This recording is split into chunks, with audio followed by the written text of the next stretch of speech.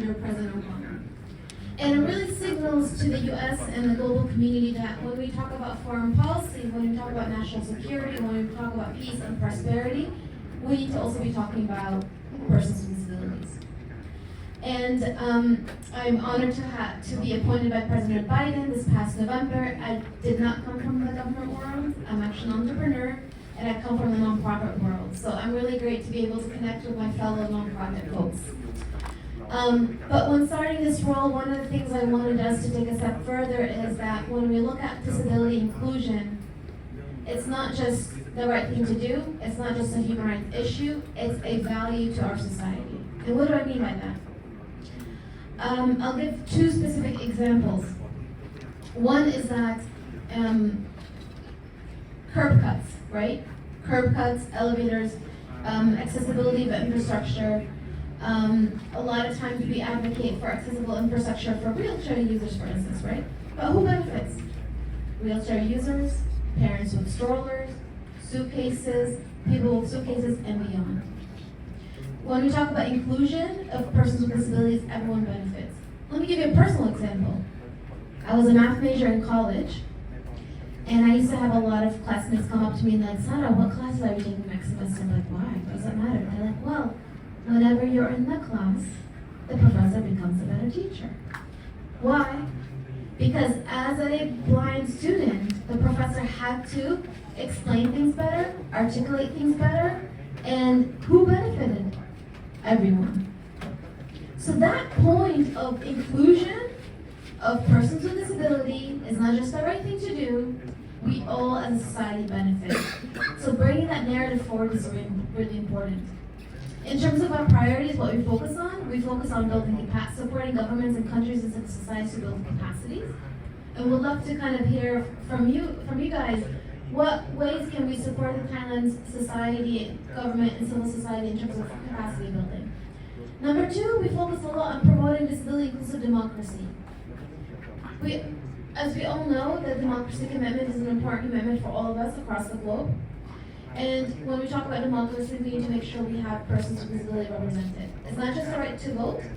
How do we have more persons with disabilities running for political office, participating in policy development, and not just having that, tokenism of that one person of a disability, right, in our government, but like actually having right representation across the board.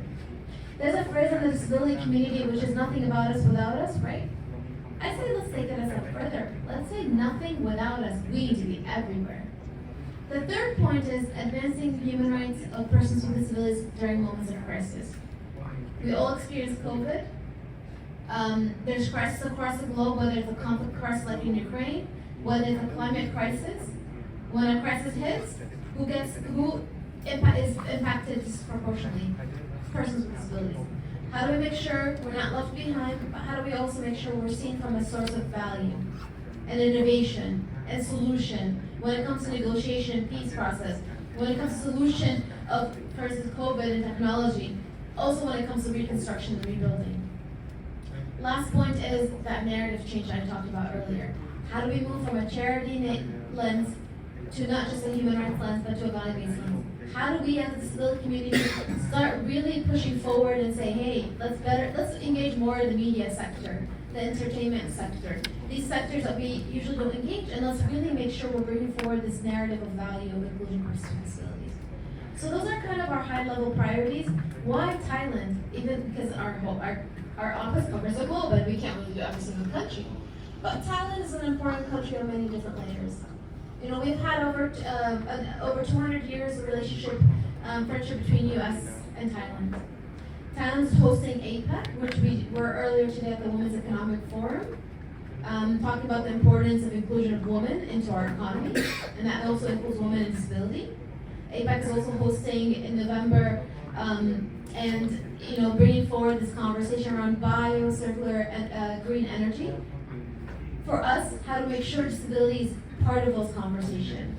How to make sure disabilities in those spaces of APEC, in the ASEAN conversations and beyond.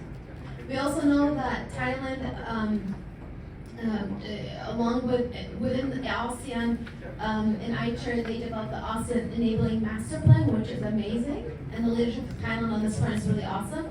We'd love to hear from you all. How has the Enabling Master Plan been implemented? What have been some challenges, and how can we support?